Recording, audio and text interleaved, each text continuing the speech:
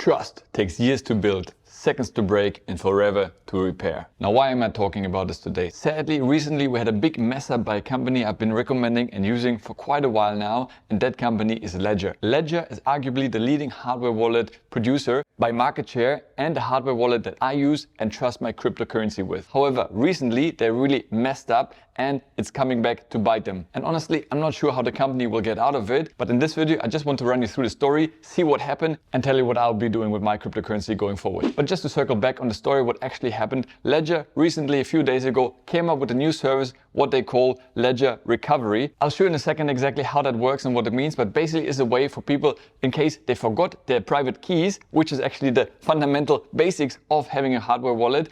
That way, there is a way for them to get it back and still be able to use their cryptocurrency. So ideally, it was meant to be as a good service, but it actually sparked a lot of controversy online and people were really not happy about it. And they're now actually saying they might potentially pause that service for the foreseeable future. So that's actually nice to see. As it sees over here, we heard the feedback on Ledger Recovery and they will, at least for now, delay the release of its private key recovery service. So the company actually called it an optional subscription, but still, having that option means there is a way into your Ledger hardware wallet, which obviously, naturally and understandably freaked out a lot of people, myself included. So just to reflect basically how it works, obviously any crypto wallet requires a public private key to authorize any transaction. The public key is what shows up on the blockchain data, but that alone is not enough to validate any transactions. You do need your private key, and the private key is obviously yours. And for that, you use your hardware wallet. And that's where the whole controversy starts, because basically until now, we all thought that the private key only lives on your hardware wallet and there's no way for it to leave. So the backlash basically comes from the idea that now offering such a service, Ledger has potentially a way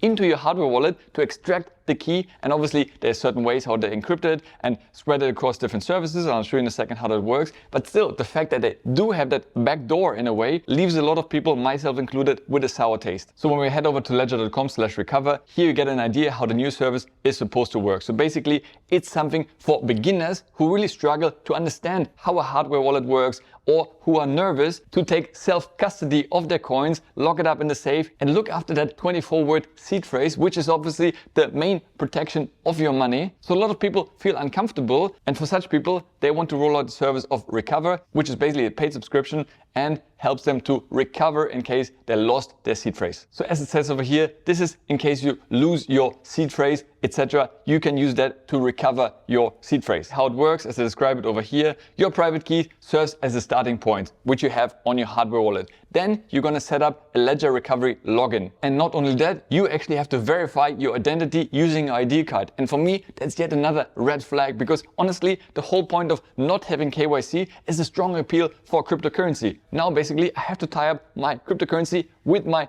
identity online, and that's another red flag for a lot of people who prefer anonymity and having control of their own funds. But here you basically bring those two together. And then you obviously need to manually confirm that you want to give approval to the creation of the backup of your secret recovery phrase. So basically here you're connecting your cold storage, which we always talk about, it's the important part, to the internet by giving it a backup solution. And for me, that's really worrying, because we've always been taught to keep it separate, locked away. I was even afraid to have Bluetooth connection, otherwise people could hack into it. And here I'm literally connecting it directly to the internet. And for me, that's really a little bit worrying, I must say. And then as a third step, basically those fragments, the encrypted fragments, because they will chop up your seed phrase into 3 different segments, and they will be sent to 3 different providers, to Ledger, CoinCover and Escrow Tech. And they will store them individually, and each one cannot do anything with it because they only have one part out of 3. But together, in case you lose it, you can basically bring them together through Ledger and then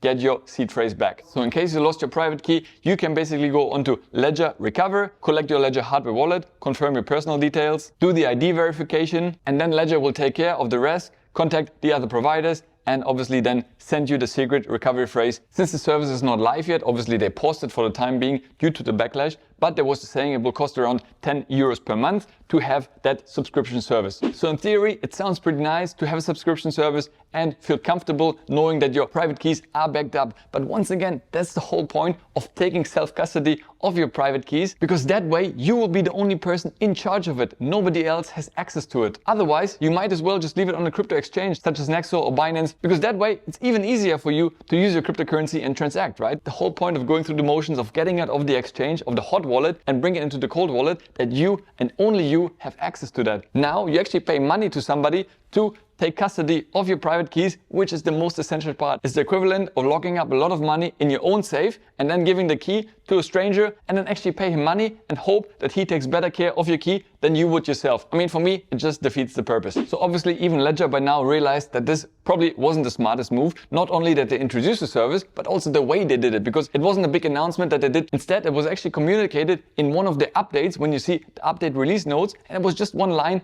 that this option would be there. So the way they did it was really bad. Obviously, it's an opt-in service, not the opt-out. So you have to specifically opt into the service, which is a good thing, because if you had to opt out, that's not as good. You would basically have to give explicit approval that you want the service. But nonetheless, obviously, a lot of people were alienated and a lot of people are leaving already. So now even the CEO, Pascal Gauthier, it's a French company after all, came out to say it was a humbling experience. They apologized for the firm's miscommunication, and for the time being, they're actually pausing the rollout of this service. I guess one good thing that came out of this whole fiasco was that the CEO now said that they will be accelerating the plans to open source more of its code base, because for the past, they've actually been closed source, so you couldn't have access to their source code, unlike some of the competitors. You can see over here on Twitter, he wrote that Ledger's mission is and always will be to provide users with the right tools to their own digital value securely. Therefore, they've decided to accelerate the open sourcing roadmap. And you can see over here the timeline in the coming days, coming weeks, coming months, where they really want to roll it out to have open source.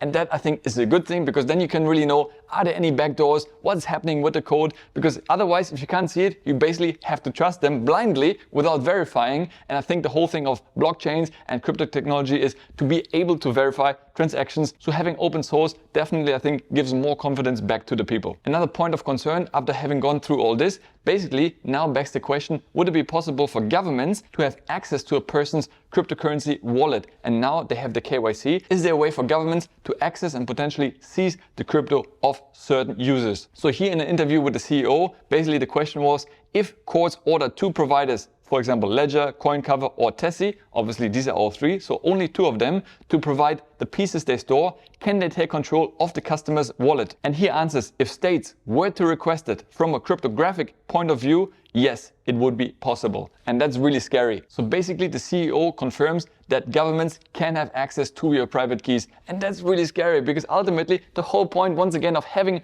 a hardware wallet is that you and only you have access to it. Now it seems it's not the case. Potentially only the case for people who actually use the Recover service. However, if there's an option to access it anyway, maybe they can still do so without my explicit approval. Who knows? If there's a way in by opting in, there might also be a way in without having to opt in. Who knows, right? We have to trust them, because once again, it's closed source, not open source, so we can't really validate and see any of their source code behind. And that's really the big problem over here. Now, if you're already using Ledger Live on your computer, you obviously see quite regularly certain updates. As you can see over here, the update 2.58 is actually safe to update, as it says over here. It just brings small security improvements, UI tweaks, etc. But what you want to be careful with is upgrading your actually Ledger hardware wallet, because that update of your device will bring the functionality potentially to use the Recover service in the future. So don't update at the moment, so that way at least you, based on the previous system, which didn't have the functionality, we hope at least. So once you update to the latest version of your hardware wallet sticks,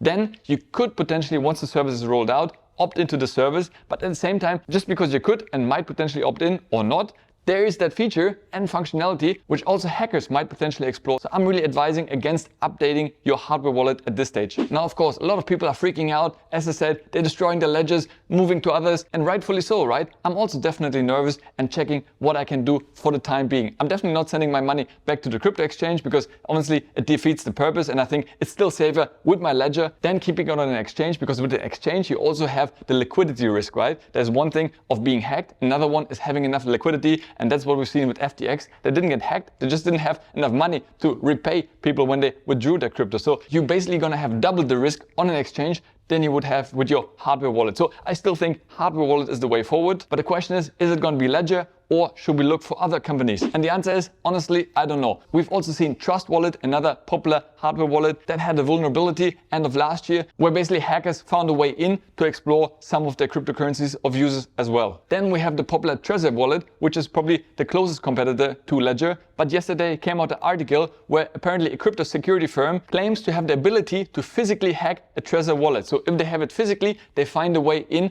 and get your private key, and then obviously drain your cryptocurrency afterwards. And who who knows, maybe they also have such a backdoor, a way in that nobody has explored yet, but there is a way, right? Ultimately, we still have to trust the manufacturers of such devices. Now, one hardware wallet, I heard many good things about it, is called Tangem. It comes from Switzerland, so Swiss quality, and really has a lot of benefits. It's basically on a card, so it's also more user-friendly to actually use. But since I haven't used them yet, I can't talk too much about it. I'm gonna do more homework and probably in future videos do a video specifically about that wallet. But it does seem like a potential alternative to Ledger in case you're really too freaked out and want to change immediately. Of course, there's always the option of going paper wallet, even though honestly it has its own set of risks, and myself, I'm not going to go with the paper wallet version, but I know people who really swear by that. Just write it down on paper and keep it in the safe locked up. For me, I'm not going with that option. So what I will do for the time being, actually, I'm not going to do anything. I'm not going to send it back to the exchange. As I said, there's still going to be risk, so I still think it's safer in my Ledger hardware wallet. Looking at competing hardware wallets, I don't see one that really stands out, has a flawless track record, and has been operating many years.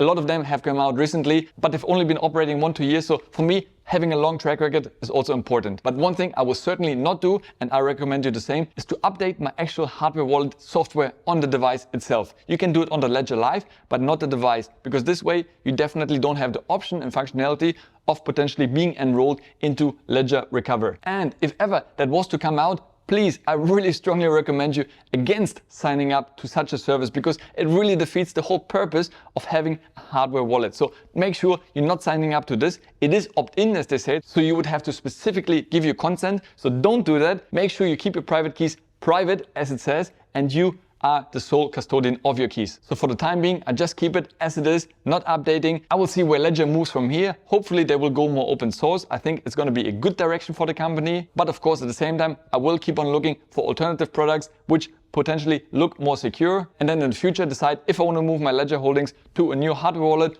or stick with Ledger, which I will do for the time being. But I'm interested to hear from you. If you do own a Ledger hardware wallet, are you planning to keep using it, or will you move to a new hardware wallet provider? Let me know in the comments below. Next up, check out this video over here. I hope you got some value out of this video. If you did, please give a like, subscribe to the channel, means the world to me. As always, stay healthy, get wealthy, and I see you in the next one. Ciao.